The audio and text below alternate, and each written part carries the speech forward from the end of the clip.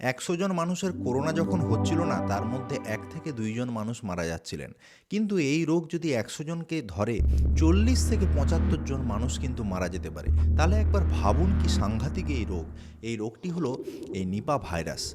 এই ভাইরাসটি সাধারণত infected bat মানে বাদুড় থেকে ছড়ায়। বাদুড়ের যে মুখের লালা, সেই স্যালাইভা যদি কোনো ফলের মধ্যে লাগে এবং সেই আধ খাওয়া ফল যদি আপনি খান, সেখান থেকে হতে পারে। মানুষ অলরেডি অ্যাফেক্টেড, আইসিইউতে ভর্তি রয়েছে, সেখানে তার সংস্পর্শে অন্য মানুষ আসলে হতে পারে। তাহলে এই রোগের কি কি উপসর্গ বা সিমটম হতে পারে বলুন তো? খুব জ্বর হবে, জ্বরের সঙ্গে সঙ্গে তীব্র মাথায় ব্যথা এবং খিঁচুনির সমস্যা হবে এবং ভুল বকবে এবং মানুষ অচৈতন্য হয়ে যেতে পারে। হঠাৎ করে শ্বাসকষ্ট শুরু হবে। এরকম সমস্যা হলে অবশ্যই আইসিইউতে ভর্তি করতে হবে।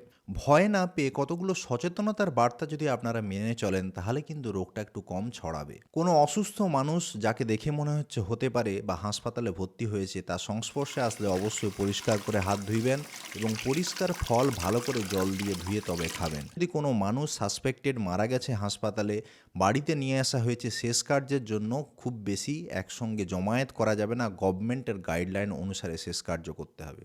এইগুলো একটু ফলো করুন অযথা ভয় না পেয়ে, তাহলেই দেখবেন আমরা এই রোগকেও জয় করতে পারবো।